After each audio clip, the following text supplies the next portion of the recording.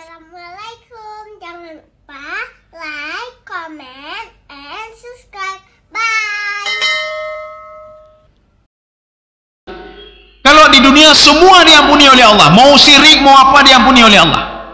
Seorang menyembah patung, menyembah berhala, menyembah apa itu mbah, ketika dia bertobat diampuni oleh Allah. Mana buktinya? Dalam sebuah hadis qudsi, ya nama. Hadis qudsi ini uslubu talatuf. Uslubu talatuf artinya dengan gaya bahasa yang lemah lembut, gaya bahasa yang apa namanya kedekatan, Mbak, sangat dekat sekali ya dengan hambanya. Apa firman Allah? Ya Bani Adam, ya Mbak, wahai Bani Adam, wahai anak cucu Adam. Di dalam kaidah nahwu, di dalam kaidah tafsir, ketika sesuatu itu dihubungkan dengan sesuatu hal yang mulia, maka orang itu juga mulia. Nabi Adam kan mulia, kemuliaan ilmunya luar biasa. Maka digandengkan ya Bani Adam, maka kita juga pemulia oleh Allah Subhanahu wa taala. Ya, Mbak, pemulia oleh Allah. Wahai Bani Adam, kalau kamu itu beristighfar kepadaku, kamu minta maaf kepadaku, aku ampuni dosamu wala ubali. Saya tidak pernah mengingat lagi dosamu. Ya, Mbak. Dan kalau kamu mendatangiku, kata Allah, dosamu itu seluas langit dan bumi, Pak. Seluas langit dan bumi. Kamu datang kepadaku, kamu minta maaf, saya ampuni dengan satu syarat, jangan syirik kepadaku, kata Allah. Semua saya ampuni. Wala ubali, saya tidak pernah mengingat lagi dosamu. Katanya manusia kah bina, kanya kalau pemaaf apa kalau maaf, tapi dalam hati hana tetap, dalam hati tetap. Nyandam dalam hati tetap. Tapi pemaaf kau pemaaf. Orang raya kerja rumah pemaaf buat kerja lu pemaaf. Tapi dalam hati tinggal tepi-tepi, Pak. Tinggal tepi-tepi. Kalau si fulan itu pernah berbuat salah dengan kita, Pak. 20 tahun yang akan datang, itu akan muncul kembali, Pak. Ya, 20 tahun. Dran tan pebut desang lu nah. Ya, ne, Pak. Mentang dalam hati, Pak. Tapi Allah mengatakan kalau saya tidak, kata Allah. Kamu minta maaf kepadaku, kamu dulu penyembah patung, kamu syirik kepadaku, dosamu banyak sekali, saya ampuni semua dosamu. Wala ubali. Saya tidak pernah teringat lagi dosa, tidak pernah saya ungkit-ungkit lagi, kata Allah Subhanahu wa taala. Saya ampuni dosamu. Ya. Kaum muslimin sedang jamaah yang dirahmati Allah. Ini yang paling tinggi ini, Pak. Jadi sya'bah iman itu, syu'bah iman yang paling tinggi adalah mengucapkan la ilaha illallah, ya, Pak. Makanya dalam satu hari itu sempatkanlah waktu, ya, Pak. Dalam dalam tiura tempatkan waktu paling enggak kita mengucapkan la ilaha illallah, la ilaha, supaya apa? Waktu meninggal kata terbiasa, Pak. Sudah terbiasa. Kata Imam Ghazali begini, seorang itu kalau ingin menikmati sesuatu, maka biasakanlah setiap hari. Kalau ingin menikmati sesuatu, seorang ingin menikmati salat sunnah, biasakanlah salat sunnah itu setiap hari. Maka setiap hari itu ketika dia sudah terbiasa, hal itu akan menjadi nikmat bagi dia. Seorang yang tidak terbiasa untuk salat witir, tapi ketika dia biasa witir, witir itu menjadi nikmat bagi dia. Seorang yang tidak terbiasa mengucapkan la ilaha illallah, ketika meninggal dunia tidak familiar kalimat itu, hanya familiar.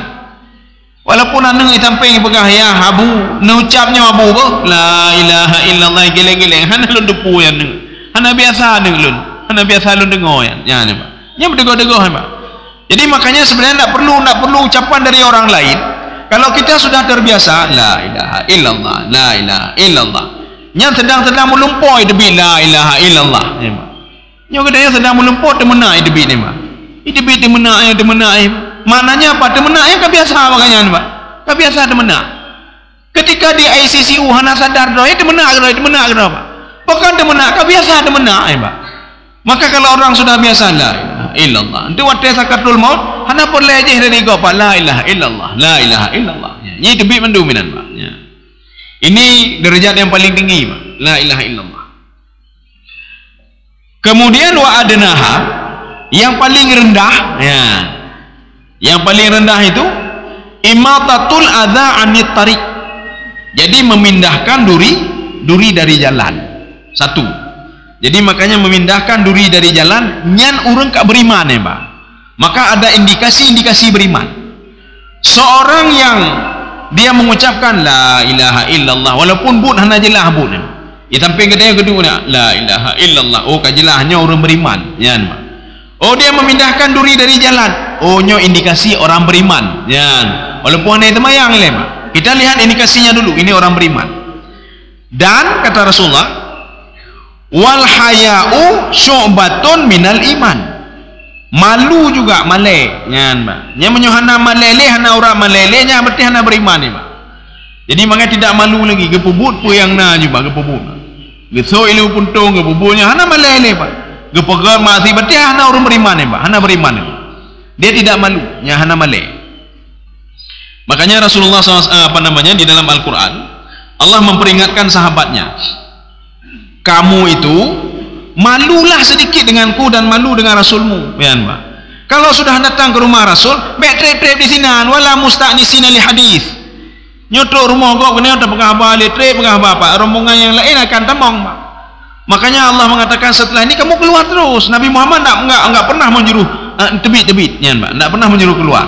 Tetapi kalian supaya malu bermalai baju, ya, Pak. Bermalai baju. Setelah sarapan, setelah makan ini di rumah langsung keluar. Ada orang lain yang ingin masuk lagi. Ya, Pak. Jadi makanya malu itu saja, malai mentah adalah bahagian daripada iman. Berarti menyuruh hana malele, hana iman, Pak. Yang tidak mengucapkan la ilaha illallah apalagi berarti kau orang beriman. Pak. Sekarang kita lihat yang hadis yang terakhir. Ya, ini hadis yang terakhir memang ada dua pendapat. Ada yang mengatakan hadis ini itu cerita seorang laki-laki. Ada yang mengatakan juga hadis ini cerita seorang pelacur. Baghaya min baghiyatun min baghaya Bani Israel. Ini kejadian ini terjadi pada masa Bani Israel dan diceritakan lagi oleh Rasulullah SAW. Ada yang mengatakan tidak, ini cerita seorang laki-laki, maka dua, Pak. Tetapi yang masyhur itu perempuan, pelacur, Pak. Cerita ini untuk seorang pelacur. Pelacur pada masa Bani Israel. Berarti masa Bani Israel setelah Nabi Musa. Jadi bukan sebelum. Bani Israel pada masa Nabi Musa. Jadi bukan pada masa yang lain, Pak. Pada masa Nabi Musa dan pada masa setelah Nabi Yakub, Bani Israel semuanya, dan bukan pada masa Ismail alaihissalam. Jadi makanya kata cerita Bani Israel nyokan keturunan Nabi Ismail, tetapi keturunan Nabi Ishak, Nabi Yakub. Terutama lagi pada masa Nabi Musa, Pak. Nabi Musa alaihissalam. Maka banyak cerita-cerita ini terjadi pada masa Nabi Musa. Ini pendapat kedua, tapi lebih masyhur pendapat kedua. Apa hadisnya? Anna Rasulullah sallallahu alaihi wasallam qala. Rasulullah bersabda, "Bainama rajulun yamshi bi tariqin." Ketika seorang laki-laki dia berjalan di sebuah jalan. Jadi bukan jalan umum, tidak. Kalau jalan umum itu syari namanya, jalan luas. Tapi ini tarik, ya, tarik. Tarik itu menyo jalan Banda Aceh Medan yang syari nanti. Tapi ketika kita belok dari Banda Aceh Medan ketemu lang kampung yang tarik nanti, Pak. Ya. Ini maknanya ketika dia masuk ke dalam jalan kampung. Istada alaihil atas. Pemuda ini sangat haus sekali, gerahkan. Fawajada bi'ran fanazala fiha fasariba. Dia melihat ada sumur di situ. Fanazala, dia kemudian turun ke sumur itu dan dia minum dari sumur itu. Ya. Summa kharaja. Kemudian setelah berapa lama kemudian, setelah dia tidak haus lagi, dia keluar dari sumur itu. Fa idza kalbun yalhathu ya'kulu thara. Ada seekor anjing, dia menjilat-jilat debu tanah. Jadi di samping sumur itu ada seekor anjing menjilat-jilat tanah. Kenapa dia jilat tanah? Minal atas, karena sangat haus sekali. Hai tu pupu je jilat-jilat tanah itu. Faqala ar-rajul, laki-laki tadi mengatakan, laqad balagha hadzal kalbu minal atas. Ini rupanya anjing ini sudah haus juga, ya, Pak. Kagerah citnya wateo. Mithlul ladzi kana qad balagha minni. Seperti saya haus tadi, ya, kata pemuda tadi. Anjing ini sudah haus seperti saya haus tadi. Ya, Pak. Fa nazala bi'ra. Kemudian dia turun yang kedua kalinya lagi ke sumur, Pak. Turun ke sumur. Famala'a khuffahu, karena tadi dia minum dengan tangannya, nah mungkin dia bawa ke atas dengan tangan, Pak. Jadi tadi minum dengan tangan, air sumur itu dengan tangan. Karena tidak mungkin dia buat dengan tangannya, makanya dia penuhkan sepatunya dalam tempat tu ibu. Ya, jadi cok tempat tu patoi. Summa amsakahu bifihi. Kemudian dia gigit dengan mulutnya. Ya, dia berusaha semaksimal mungkin. Karena tangannya untuk naik nanti Pak, untuk naik ke atas. Jadi sepatunya itu diletakkan di mulutnya. Hatta raqiya fasakal kalbu. Jadi sehingga anjing itu minum, ya Pak. Sehingga dia kenyang. Jadi kayak jeri sehingga kenyang. Fasyakarallahu lahu faghafara lahu. Jadi anjing itu dia bersyukur, berterima kasih kepada Allah Subhanahu wa taala, dan dia itu berdoa untuk pemuda ini. Ya, Pak. Ya, makanya katanya baik tak fikir binatang itu hanya berdoa ke Allah, Pak. Binatang itu tidak tahu berterima kasih. Itu pun terima kasih dia, Pak. Ada satu doa binatang yang ini apa namanya? Kita tidak perlu apa, karena doanya sama, Pak. Doanya sama. Apa doa binatang itu? Alhamdulillahilladzi la yansa man dzakarahu. Alhamdulillahilladzi la yansa man dzakarahu. Terima kasih ya Allah, engkau tidak pernah lupa kepada hambamu yang terus berzikir kepadamu walaupun nasih, Pak. Muasih tinggal ke Allah. Kalau kita melihat cerita Ashabul Kahfi di dalam tafsir Al-Baydawi, ketika anjing itu diusir oleh Ashabul Kahfi dari gua, asih berdoa kepada Allah, ya Pak. Makanya bertegah-tegah katanya muamalah dengan binatang, Pak. Ya, muamalah. Baik sembarangan depoh. Nah, saya baca kadang-kadang dia saya, Pak. Masalah tak leputan ni, Pak. Ini lewat mendang, Pak. Ya. Nyan abu yang nadi pun nanyihan di belang, Pak. Lewat nanya tak je mai dah lega asu, Pak. Tak gila-gila, Pak. Nyai berdoa apa ini, Pak? Maka anjing tadi, yang Ashabul Kahfi dia berdoa kepada Allah. Makanya posisi tangannya itu ketika di gua itu di depan tangannya, Pak. Ya, di depan. Ya, tangan dia tertidur, Pak. Anjing itu tertidur, tangannya ke depan.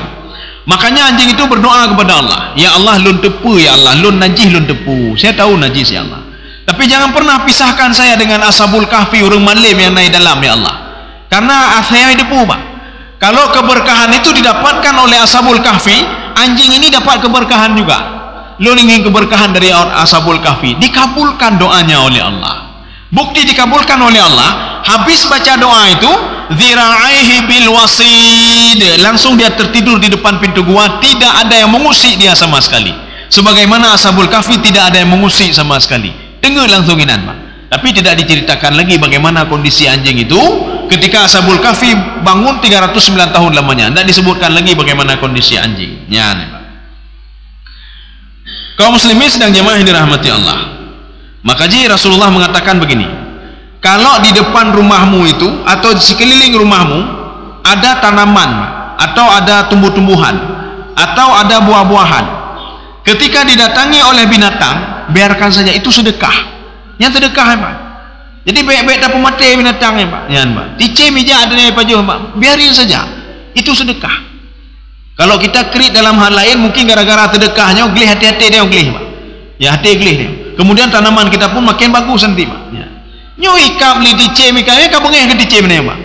Maka Rasulullah mengatakan itu adalah sedekahmu untuk dia. Maka baik tok-tok balangnya juga deh, ya, Pak. Nyoba kelengkeng datuk habis tok mendung ngejaring tok mendung, Pak. Ya. Akhirnya pun babak kelengkeng mati, Pak. Urung-urung poh nak demai baju, ya, Pak. Jadi biarin saja, itu sedekah. Kamu demai sedekah katanya. Udah itu burung itu berdoa lagi, Pak. Berdoa pada tice, Pak. Tice berdoa kepada Allah. Ya. Jadi artinya sama seperti anjing ini. Anjing ini berdoa pada Allah Subhanahu wa taala. Akhirnya pemuda ini diampuni faghafara lahu.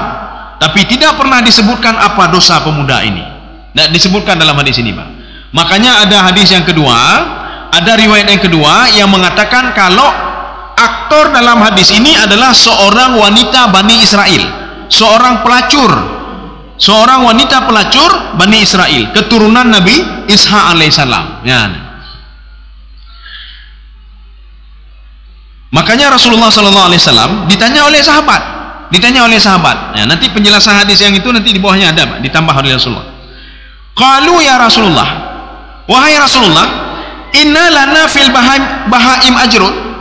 Apakah kita itu setiap bermuamalah dengan binatang, berbuat baik dengan binatang dapat pahala? Ya, Pak. Sahabat bertanya, apa gara-gara dengan binatang demi pahala? Yang kena tajuk umpun ke binatang, palam demi apa? Palam demi berdoa binatang kan? Beda berkepu ni apa? Ya, ni berdoa binatang. Ini dibuktikan dengan begini. Binatang itu juga mengeluh ni apa? Binatang itu mengeluh dan dia bisa ngomong tapi kita tidak tahu. Pada suatu hari Rasulullah sallallahu alaihi wasallam melihat seorang pemuda yang menyiksa ontanya, Pak. Ini paksa ontanya untuk bekerja. Jadi waktu itu ontanya dipaksa oleh tuannya dengan kata-kata kasar ya untuk bekerja. Kamu yang penting bekerja, kaipoh itu pot ya, Pak. Setelah itu tuannya pergi. Ketika tuannya pergi, onta tadi melapor ke Rasulullah. Onta lapor ke Rasulullah. Apa kata onta itu? Ya Rasulullah, engkau tahu enggak ya Rasulullah? Dari tadi pagi saya enggak diberikan makan oleh dia. Bagaimana saya mau bekerja ya Rasulullah? Saya tidak bisa bekerja kalau lemah tubuh saya seperti ini. Oh, nya rupaji. Akhirnya Rasulullah memanggil pemilik onta. Ini siapa pemilik onta ini? Tadi yang pemuda terima, saya ya Rasulullah. Nana jauh pun bunga-bunga. Oh, maka doa ya Rasul. Maka Rasulullah mengatakan, makanya jangan salahkan dia kalau tidak bekerja. Dia itu tidak sanggup bekerja karena tidak engkau berikan makan tadi pagi. Ya, kata Rasulullah SAW. Jadi ini membuktikan kalau binatang itu juga bisa ngomong, Pak. Binatang itu juga berzikir kepada Allah. Walakin la tafqahuna tasbihahum. Allah mengatakan tetapi kalian tidak tahu bagaimana dia bertasbih kepadaku, kata Allah. Ada dalil yang lain, Pak. Pada juz 28 Allah Subhanahu wa taala berfirman, Sabbaha lillahi ma fis samawati wa ma fil ard. Itu termasuk binatang ini, Pak. Binatang-binatang, tumbuhan-tumbuhan, lautan, langit, mandu memang. Mereka semua bertasbih kepadaku secara kontinu, tidak putus-putus. Ini rahasia di balik tasdid itu, Pak. Sabbaha ada tasdid. Yusabbihu lillahi ada tasdid. Masa katanya yang gejuk akai Allah tertasbih dan terputar ke Allah, Pak? Masa katanya manusia yang gejuk akai li Allah, gejuk kelebihan li Allah, gepemulia di permukaan bumi ini. Wal arda wada'aha lil anam. Bumi ini diberikan untuk manusia semuanya. Maka katanya hana tasbih baca ke Allah. Hana terima kasih baca ke Allah Subhanahu wa taala. Paling enggak nalah takkan alhamdulillah ya, Pak. Kagejuknya alhamdulillah walaupun wanu ya, Pak. Alhamdulillah ya, Pak. Kita yang tidak pandai berterima kasih saja, Pak. Ya. Maka Rasulullah mengatakan begini, fi kulli kabidin ratbatin ajrun. Di setiap, ini artinya Rasulullah ingin mengatakan begini, di setiap yang berair, artinya yang makhluk hidup ya, setiap makhluk hidup itu ada pahala kamu. Nah pahala ya, Pak. Nabui mengkemat aki lamgle mengkemat aki, Pak. Bak jaring tak buka mendeka pahala dia. Dia fikir oh hana pahala bak najih. Bak najih na pahala ya, Pak. Ya, Pak. Ketika dia itu haus, anjing kan najis, Pak. Anjing najis. Tajoi, Pak. KJB, Pak. Kamu demi pahala katanya, Pak. Ya, demi pahala. Kaum muslimin sedang jemaah yang dirahmati Allah. Fasyakara wa fi riwayatin lil Bukhari. Ya, kalau riwayat Imam Al-Bukhari, fasyakarallahu lahu faghafara lahu. Anjing itu berterima kasih kepada Allah Subhanahu wa taala. Artinya berterima kasih pemuda apa? Anjing itu berterima kasih kepada pemuda ini melalui Allah. Ya Allah, terima kasih ya Allah bantuan pemuda itu ya Allah. Ya, Pak. Akhirnya apa? Faghafara lahu. Allah mengampuni dosanya. Fa adkhalahul jannah. Pemuda tadi dimasukkan ke dalam surga. Ada riwayat yang lain, ya, riwayat yang lain. Bainama kalbun yutifu birikbatin qad kadat yaktulhu atas.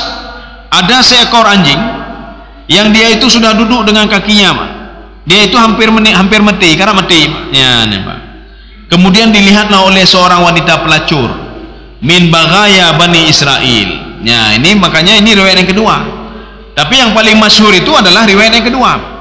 Seorang pelacur yang dia minum air sumur, kemudian dia lihat anjing itu yalhathu, dia terus menjilat-jilat tanah, diambillah air itu dengan sepatunya dan diberikan kepada anjing itu. Kemudian wanita ini masuk ke dalam surga. Ini jangan salah paham juga, karena ada jamaah mendatangi saya, ya, ini 1 minit atau 2 minit, Pak. Apa kata jamaah? Ustaz, menyebut jut kah? Baik itu pulih pelacur hadisnya. Ya, Pak. Menyebut itu pulih pelacur, apa hasil-hasil benda cah drop dum. IJI, Mak. Supaya apa? Supaya dia bisa masuk surga. Bagaimana? Jadi baik dia boleh pelacur. Menyo itu boleh pelacur, mudah sekali masuk surga ya. Itu dengan pelacur, Pak. Bagaimana masuk surga? Masuk surga melalui anjing, melalui asai, Pak. Lun pegah, lun jangan lihat dari satu segi sudut saja hadis ini, Pak. Lihat dari sudut yang lain. Jadi dari sudut yang lain, pelacur ini profesi dia memang pelacur, Pak. Ketika dia berikan minuman kepada anjing, anjing itu berdoa kepada Allah, ya Allah, mudah-mudahan pelacurnya nunjuk kebaikan-kebaikan. Rupanya dibuka pintu hati dia oleh Allah Subhanahu wa taala sehingga dia bertaubat kepada Allah. Ketika bertobat, orang bertobat boleh lain, Pak. Kalau tidak dimasukkan ke dalam surga. Jadi bukan gara-gara kasih minum anjing masuk surga, tidak, dia bertobat dulu. Ya, nih, Pak. Bertobat dengan wasilah asai benar. Mudah-mudahan katanya ngentajo umpun ke binatang-binatang, kita biarkan begitu saja dia makan punya ini kita. Mudah-mudahan pegetanya tutah bengahnya berdoa li tice memang. Ya Allah, nu pemudah urusan urangnya ni Allah, nyoban mentang lompat jauh lengkeng ganyan hana bengeh gelo ni. Hana ne bukanya ya Allah, nu pula rezeki ya Allah, berdoa dicema. Ya, berdoa dicema. Ya. Kaum muslimin sedang jemaah yang dirahmati Allah. Saya rasa cukup sekian. Ini hadis ini banyak. Nanti akan kita lihat kembali apakah pertemuan selanjutnya kita lanjutkan lagi hadis masalah jalan menuju kebaikan atau kita masuk pembahasan yang baru. Nanti akan kita lihat kembali. Mudah-mudahan ada manfaatnya bagi saya sendiri dan jemaah sekalian. Subhanakallah bihamdika asyhadu an la ilaha illa anta astaghfiruka wa atubu ilaik. Assalamualaikum warahmatullahi wabarakatuh.